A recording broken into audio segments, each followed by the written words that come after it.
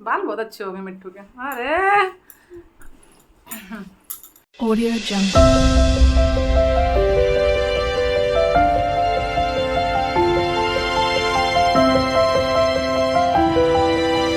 Audio Jungle. अस्सलाम वालेकुम friends, welcome to my channel Kainat the world. आप सबका मेरे चैनल कायनात दी वर्ल्ड में स्वागत है। कैसे हैं आप सब? भाई खुश होंगे, स्वस्थ होंगे, मस्त होंगे। और मैं भी आप सबकी दुआओं से अल्हम्दुलिल्लाह बिल्कुल अच्छी हूँ। हाँ, थोड़ा सा ये रह गया है लेकिन फिर भी बिल्कुल अच्छी हूँ, क्योंकि हमें हर हाल में शुक्र अदा करना चाहिए, क्योंकि हम जो भी हैं जैसे भी हैं बहुत ही अच्छे हैं। क्योंकि इससे भी बुरा हो सकता है, पर नहीं, अगर कुछ बुरा नहीं है तो हम बहुत अच्छे हैं। तो फ्रेंड्स, आज क्या है? आज थर्सडे स्टोरी टाइम है ना? तो आज है कुछ स्टोरी का वक्त, और आज मैं एक बहुत ही इंटरेस्टिंग सी स्टोरी आप लोगों को सुनाना चाहूँगी। मैंने बताया था ना आप लोगों को कि हम लोग की जो लाइफ रही है बड़ी फिल्मी रही है, तो कुछ ना कुछ तो थोड़ा सा होगा एक्शन ड्रामा। तो फ्रेंड्स, तो ये स्टोरी है कानपुर टू हम लोग गुजरात जा रहे थे। महसाना में पापा पोस्टेड थे, तब की बात है। और मेरी इंगेजमेंट हुई थी उस टाइम पे, तो उसके बाद में हम लोग जा रहे थे। और ये उस टाइम की बात है जब, वन सेकंड फ्रेंड्स, ये उस टाइम की बात है जब आप लोगों ने न्यूज़ सुनी होगी। उस टाइम पे ये जो गुर्जर कांड चल रहा था, और वहाँ पर मतलब उनकी कुछ डिमांड्स थी, जिस वजह से पटरियाँ उखाड़ दी थी ट्रेन की, और काफ़ी हड़ताल चल रहा था, कर्फ्यू भी लगा था। तो उस टाइम की बात है ये। तो हमें जाना था कानपुर से महसाना, पापा जहाँ पे पोस्टेड थे। तो जब हम लोग कानपुर में ही थे, तभी काफ़ी ट्रेनें हम लोग सुन रहे थे कि कैंसिल है। तो उसके बाद में जब हमारी ट्रेन का टाइम जो हुआ था, हम लोग अपनी ट्रेन का पता कर रहे थे, पापा और भैया लोग। तो हमारी ट्रेन कैंसिल नहीं थी, तो हम लोगों ने सोचा कि सेफ़ होगा, तभी तो कैंसिल नहीं हुई है हमारी ट्रेन, और हम लोग जा सकते, शायद वो रूट थोड़ा सेफ़ हो। लेकिन ऐसा नहीं था, वो रूट तो ज़्यादा डेंजर था। तो हरियाणा राजस्थान एरिया जो भी था। तो बस फिर एक स्टेशन पड़ा, जो हम लोग निकल गए वहाँ से, और साथ खैरियत से ट्रेन में दुआएं करके निकले, सब ठीक था। और एक स्टेशन था, यादगार स्टेशन, हिंडौन सिटी।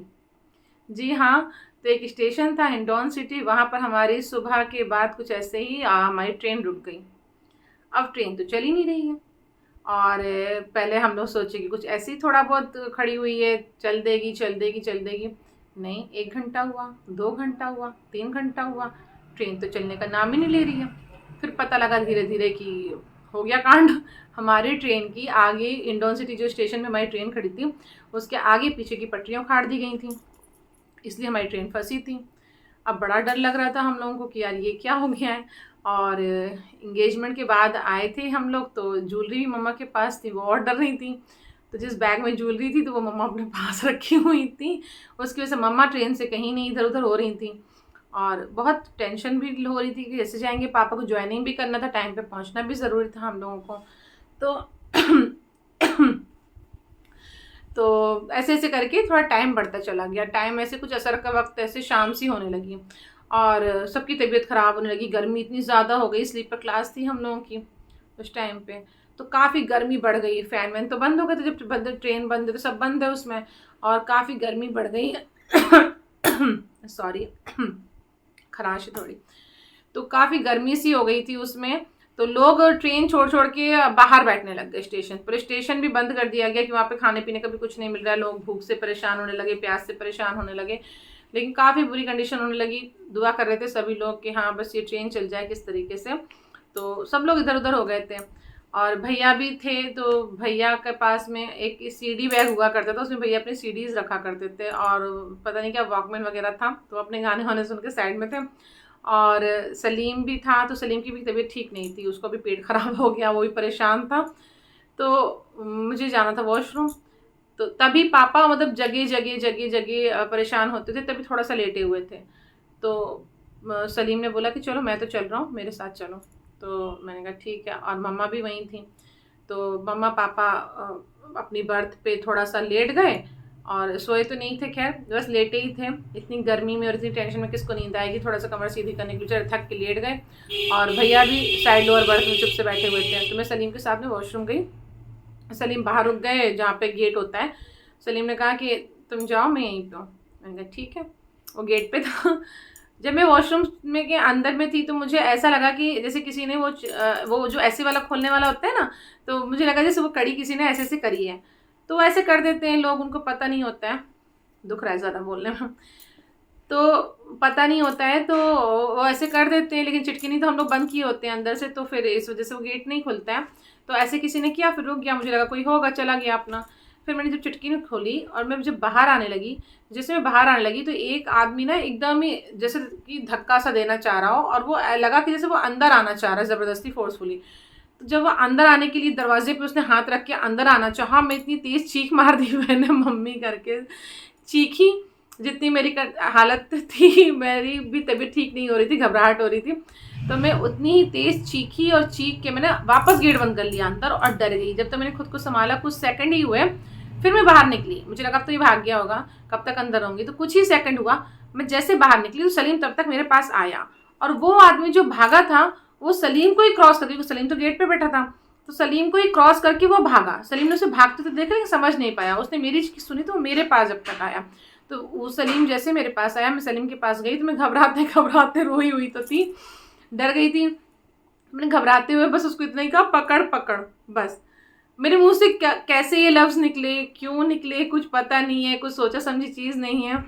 और इतने हम लोग मैच्योर भी नहीं थे कि बहुत ज़्यादा, हम लोग आजकल के छोटे छोटे बच्चों को काफ़ी समझ हो जाती है, तब ऐसे फ़ोन वोन भी नहीं थे हम लोगों के पास में। बस ऐसे मैंने उसको बोला, पकड़ पकड़ सलीम, तो भैया सलीम है। फिर तो उसने आओ ना देखा ताव, भाग लिया अल्लाह, वो तो हीरो की तरह। और मुझे इतनी टेंशन हो गई, कहाँ से मैंने उसे बोल दिया, मुझे तो मेरा भाई चाहिए भैया, ऐसे चोर हो चक्कों से के उसमें मुझे नहीं पड़ना था।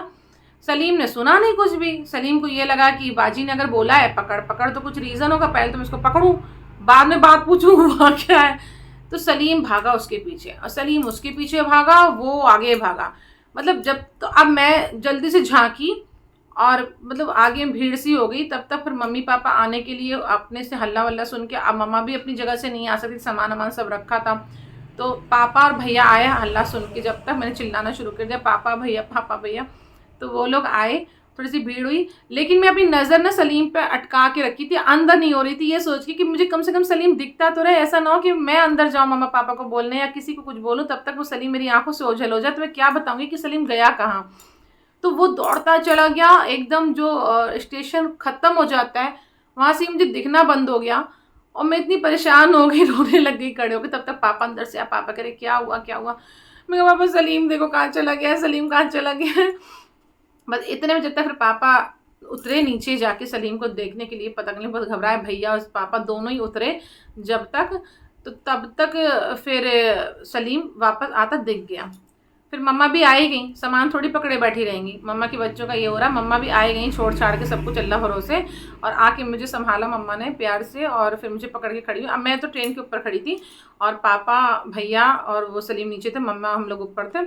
भीड़ लग गई पूरी, एक तो इतने परेशान, भूखे प्यासे, गर्मी अलग, ऊपर से इन चोरों को भी चैन नहीं।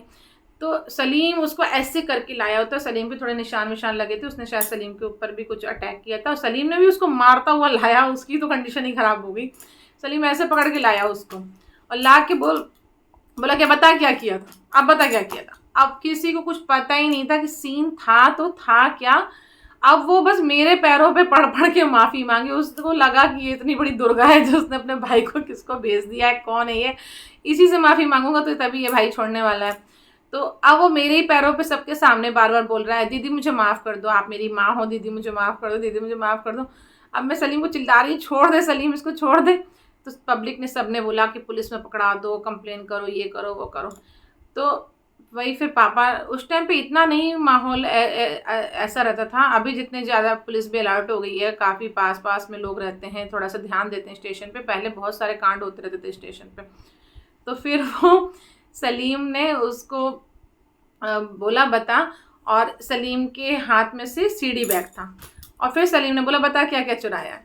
तो फिर तब पता चला कि वो तो चोर था, और वो सीडी बैग जो मेरे भैया का था, वो पहले भैया से चुरा चुका था, इत्तेफाक ऐसा था, वो चुराने के बाद में मेरे पास में आया, जिस वजह से ये सारी चीज़ होगी। तो उसके पास जब सलीम ने उसे मारा, और मारने के बाद में उसको जब तक कंट्रोल किया किसी तरीके से, तो कंट्रोल करते करते उसके पॉकेट से चीज़ें निकलना शुरू हुई। सलीम ने चेक वेक किया, तो कई घड़ियाँ वड़ियाँ जो भी चीज़ें थी, सीडी बैग और लीड वॉकमैन वगैरह जो भी चीज़ें थी उसके पास से छोटी मोटी चोरी की चीज़ें निकली।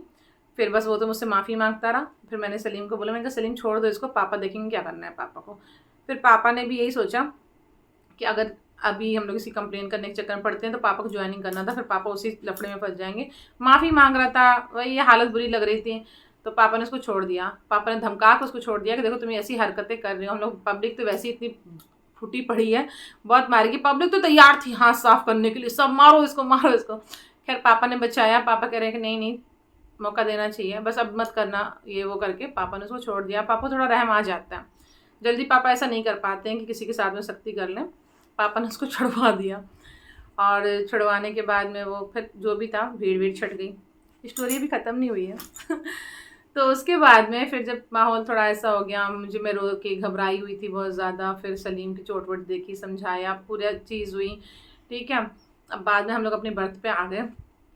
फिर धीरे धीरे करके रात सी होने लगी। रात को 9 बजे करीब शायद इतना याद नहीं है, पर हाँ रात को 9 बजे करीब हमारी ट्रेन, अल्लाह का शुक्र है, चली।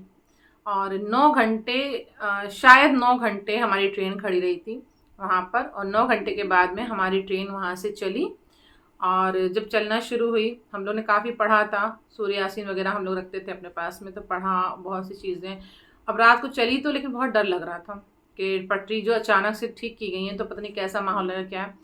खैर हम लोग की ट्रेन चली, दुआएं पढ़ते रहे, और वही डर की वजह से रात में हो गया मुझे फीवर, एकदम हाई फीवर। मैं बड़बड़ाना चालू कर दी हूँ बहुत बुरी तरीके से। पापा मुझे बेचारे लिए बैठे हैं, कोई मेडिसिन भी पास में नहीं थी उस टाइम। मुझे एकदम हाई फीवर हो गया और मैं नींद में बड़बड़ा रही हूँ, मेरी हालत बहुत ख़राब हो गई, एकदम सीरियस हो गई मैं रात भर में। अब सुबह हम लोग को पहुँचना था, जयपुर पहुँचना था। जयपुर से हमारी ट्रेन चेंज थी, तो जयपुर पहुँचते पहुँचते हमारे पास ज़्यादा टाइम ही नहीं था कि हम लोग कहीं बाहर जा पाते हैं, ऐसा कुछ। हम लोग को एक ट्रेन से दूसरी ट्रेन पकड़नी थी। हम लोग उतरे, पापा ने जब तक भैया को बोला कि जाओ तुम मेडिकल से दवाई ले आओ इसके लिए, गुड़िया के लिए, तब तक हम लोग अपने प्लेटफॉर्म में पहुंचते हैं। अब भैया गए दवाई लेने के लिए, मुझे बहुत तेज़ फीवर था, टांग टूंग के जैसे तैसे करके मुझे दूसरे प्लेटफॉर्म पे लाया गया और हमारी ट्रेन लग गई जिससे हमें जाना था महसाना। तो वो वाली ट्रेन में हम लोग सब बैठे, चढ़ गए। भैया नहीं आए, लेकिन पापा ने बोला तब तक हम लोग सामान वामान तो चढ़ाएं, खुद तो चढ़ें, देखते हैं क्या होता है। अब भैया नहीं आए, टेंशन हो गई बहुत ज़्यादा कि भैया क्यों नहीं आए। अब जब भैया नहीं आए, ट्रेन ने हॉर्न मारना शुरू कर दिया, तो सलीम नहीं चढ़ा। सलीम कह रहा है कि पापा मैं भैया को देख के आता हूँ, तो सलीम भी गायब हो गया। तो हाँ, तो सॉरी, हॉर्न तो बाद में, मतलब जब टाइमिंग ऐसे होने लगी तो सलीम चला गया। अब सलीम भैया को देखने गया, अब दोनों भाई नहीं। तब हम लोग की हॉर्न मारने लगी ट्रेन, और फिर हम लोग तो चढ़ ही गए थे, नहीं आया। तो बस हम लोग चढ़े थे और ट्रेन चल दी हमारी। जब ट्रेन चल दी, वो दोनों बच्चे तो थे नहीं पापा के, हमारे भाई दोनों नहीं थे, सलीम भैया दोनों। उस टाइम पे फ़ोन भी नहीं थे हम लोगों के पास में कि हम लोग फ़ोन से एक दूसरे को कुछ कह सकते हैं, या वो भी है। पैसे भी उतने भैया के पास नहीं थे, क्योंकि ऐसे जब हम पूरी फैमिली साथ में थे, पैसे इतना कोई उस टाइम पे नहीं बच्चे रखते थे, तो पैसे वैसे भी ऐसे नहीं थे, बस मेडिकल वो दवाई के थोड़े पैसे लेके भैया गए थे। तो हमारी जब ट्रेन चल दी, ट्रेन बस चली है और हम लोग की टेंशन बढ़ी, तो पापा झांक के देख रहे कि आ रहे हैं, नहीं आ रहे। तब तक पापा ने क्या किया, चेन पुलिंग कर दी। वो फर्स्ट एक्सपीरियंस था हमारा, जो हमेशा हम लोग देखते थे ना कि चेन का क्या रोल है, कैसे पुल होती है। तो पापा ने ना चेन पुल कर दी। अब उसके बाद में तो वो जो 3 बार धक्के मार के, 3 हॉर्न जोर से मार के ट्रेन रुकी है हमारी। ट्रेन रुकी तो पुलिस वाले आ गए, वहाँ पे GRP वाले जो भी हैं, तो वो लोग आ गए जल्दी से। तो पापा जब तक उनको एक्सप्लेन कर पाते कि क्या, उन्होंने बोला ट्रेन किसने खींची, पकड़ेगा जैसे जो भी है, तो पापा ने अपना बताना चाहा, पापा को उतार लिया उन्होंने ट्रेन से नीचे। अब लो, अब पापा भी नीचे है, मैं बुखार में, मम्मा मुझे संभाले, सामान देखे कि क्या देखे। पापा को नीचे उतार लिया। तब तक पापा ने आई कार्ड अपना दिखाया और पापा ने रीज़न बताया कि रीज़न के लिए तो चेन लगाई गई है ना, प्रॉब्लम के लिए तो लगाई गई है, हमें उतरना है, हमारे बच्चे रह गए हैं, ऐसी प्रॉब्लम है। जब तक प्रॉब्लम बताई, वो सुनते क्या, तब तक सलीम भैया दिख गए दौड़ के आते हुए। तो पापा कह रहे देखो यही हमारे बच्चे आ रहे हैं। वो आए तो उनको चढ़ने दिया, पापा को नहीं चढ़ने दे रहे। पापा को कह रहे हैं कि नहीं, अब आप नहीं चढ़ सकते, आपको इंक्वायरी के लिए चलना पड़ेगा। तो पापा कह रहे मेरी ज्वाइनिंग है भाई, आप मुझे वहाँ से बुला लें, आप पता कर लें, ये कर लें, वो कर लें, पर मुझे जान दे। अब ट्रेन तो जब ट्रेन पुलिंग होती है तो उस टाइम ही रुकती है ना, पर रुकी तो नहीं रहेगी। अब ट्रेन वापस चलने लगी, चलती ट्रेन में भैया सलीम को फिर वापस चढ़ा दिया उन लोगों ने, कह रहे हाँ इनको जाने दो, ऐसा आप नहीं जा सकते। अब चलती जा रही है ट्रेन और पापा अपनी सफाई देते जा रहे हैं, भैया सलीम में सफाई देते जा रहे हैं। पापा कह रहे आप देखिए अंदर मेरी बेटी बीमार है और मुझे बहुत ज़रूरी है उनको बच्चों को देखना, मुझे जाने दो, आप मेरा ये आई कार्ड रखो, आप मेरे डिपार्टमेंट से मुझे पता कर लेना, अब मैं क्या आपको नंबर दूँ। खैर जब अच्छे से पापा ने उनको समझाया तो अल्लाह का शुक्र है, दुआएं उनके लिए कि उन्होंने परेशान नहीं किया। फिर पापा को भी हंसते हुए चढ़ा दिया ट्रेन में और बाय किया पापा को। और इस तरीके से हम लोगों का ये सफ़र एंड हुआ और हम लोग साथ खैरियत से फिर घर आए, दवाई ववाई कर दी हम लोगों को। तो इस तरीके से हमारा ये हिंडौन सिटी वाला सफ़र ख़त्म हुआ। और ये जो हीरो भाई है सलीम तो अभी जैसे किसी चीज़ के लिए ये समझेगा नहीं ना, जैसे किसी चीज़ को समझाऊंगी अगर नहीं समझेगा तो इसको मैं वही एग्जांपल देती हूँ, कहूँगी सलीम क्या हो गया है तुमको। एक टाइम वो था कि सिर्फ मैंने पकड़ बोला था तो बिना जाने पड़ते कुछ भी कि बाजी ने बोला बस चले गए थे, और अभी क्या हो जाता है तुमको। तो बस फिर उसको लगता है कि नहीं बाजी जो कह रही हैं मेरे लिए कह रही हैं, कुछ कहना चाह रही हैं, समझा रही हैं, तो अल्लाह उसे खूब नेक रखे, अच्छा रखे। और मेरे भैया जो बेचारे मेरे लिए दवाई लेने के लिए गए, दवाई का तो पूरा कॉन्ट्रैक्ट भैया के ही हाथ में। आज भी सिकंदर भाई के ऊपर हमारा पूरा मेडिकल डिपार्टमेंट भैया के हाथ में रहता है। घर में कौन बीमार हो रहा है, कहाँ किसको एडमिट करना है, किसकी कौन से इलाज करवाने हैं, क्या होना है क्या नहीं होना है, वो इतना रेडी रहता है ना सारे काम धाम छोड़ के। तो भैया का तो उसमें ही वो रहता है कि कुछ भी हो। जब मैं बीमार थी और मजबूरी में मुझे रहना पड़ा था मौदहा में भैया के पास में, तो समझो एक पैर पे खड़ा रहता था, किसी की नहीं सुनेगा। लेकिन अगर मुझे आधी रात को भी कुछ हुआ है ना, मुझे उस टाइम पे बहुत दिल का अटैक पड़ता था। मतलब मुझे ऐसा हो जाता था ना कि बिल्कुल बदन पूरा लूज़ हो जाएगा, बेहोश सी हो जाऊंगी, मेरे सुध बुध नहीं रहता था बिल्कुल भी बदन में। और ये अटैक सा होता था, पता नहीं क्या था उस टाइम पे मुझे, मैं बहुत बीमार थी उस टाइम। तो बस फिर इतनी जल्दी खड़ा होगा ना वो, तो हमारे घर में जितने भी बच्चे हैं किसी को भी कुछ भी होगा हम लोग वहाँ मौजूद हैं। जैसे सलीम भी अगर छुट्टी आएगा, उसके बच्चे को अल्लाह ना करे कुछ होता है, सलीम मौजूद है, जितना जल्दी सलीम नहीं बोलेगा ना उतनी जल्दी वो बच्चा लेके भाग भी लेगा कि नहीं हमको दिखाना है, दिखाना में ठीक करना है। तो बस सबके अपने अपने रोल होते हैं, यही तो फैमिली होती है। तो चलिए फ्रेंड्स, आज आप लोग का बहुत वक्त ले लिया, स्टोरी थोड़ी लंबी हो गई, क्या करें, थोड़ी इंटरेस्टिंग भी तो थी। तो चलिए फ्रेंड्स, अब मैं यहाँ पर अपने ब्लॉग का एंड करती हूँ। आप लोग अपना ख्याल रखिए, सुरक्षित रहिए, सेफ रहिए, हंसते रहिए, मुस्कुराते रहिए और मेरे ब्लॉग देखते रहिए। अल्लाह हाफिज़, टेक केयर, बाय, जय हिंद, जय भारत। अल्लाह पूरा किया।